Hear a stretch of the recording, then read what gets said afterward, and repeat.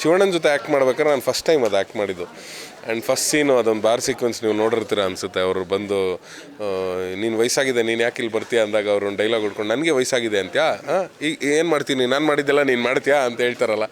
So ಆ scene first day ನಾನು shoot ಮಾಡಿದ್ದು. And he was so energetic. ಶಿವಣ್ಣನ ಅಂದರೆ ಬೇರೆ ಬೇರೆ ವೇದಿಕೆಗಳು ನೋಡ್ತಾ ಇದ್ದೆ. ಶೂಟಿಂಗ್ ಸೆಟ್ಟಲ್ಲಿ ಅವತ್ತೇ ಫಸ್ಟ್ ನೋಡಿದ್ದು. ಮಗು ಥರ ಇರ್ತಾರೆ, ಏನು ಹೇಳಿದ್ರು ಮಾಡ್ತಾರೆ. ಆ್ಯಂಡ್ ಅವ್ರದ್ದೇ ಇಂಪ್ರೂವೈಸೇಷನ್ಸ್ ಏನೋ ಒಂದು ಹೇಳ್ತಾರೆ, ಇಲ್ಲ ನಾವೇನೋ ಇಂಪ್ರೂವೈಸೇಷನ್ ಹೇಳಿದ್ರೆ ಚೆನ್ನಾಗಿದೆ ಇದು ಮಾಡೋಣ ಬಾ ಅಂತ. ಆ ಎನರ್ಜಿನೇ ಸೆಟ್ಟನ್ನು ತುಂಬ ಲವಲವಿಕೆಯಲ್ಲಿ ಇಟ್ಟಿರುತ್ತೆ. ಆ್ಯಂಡ್ ಉಪ್ಪಿ ಸರ್ ಜೊತೆ 2ನೇ ಸಿನಿಮಾ. ಸೊ ಕಬ್ಜಾ ಮಾಡಿದ್ದೆ 1ನೇ ಸಿನಿಮಾ ಅವ್ರ ಜೊತೆ. ಸೊ ಇದು 2ನೇ ಸಿನಿಮಾ.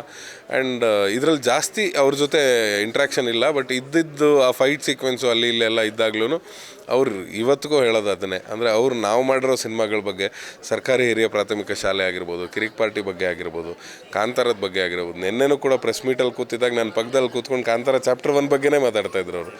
ಹೆಂಗೆ ಮಾಡಿದ್ರಿ ಅದೆಲ್ಲ, ಹೆಂಗೆ ಮಾಡಿದ್ರಿ ಆ ಚಾರಿಯಟ್ ಫೈಟೆಲ್ಲ ಹೆಂಗೆ ಮಾಡಿದ್ರಿ ಹೇಳಿ ನನಗೆ ಅಂತ. ಅಂದರೆ still is a student, so innocent.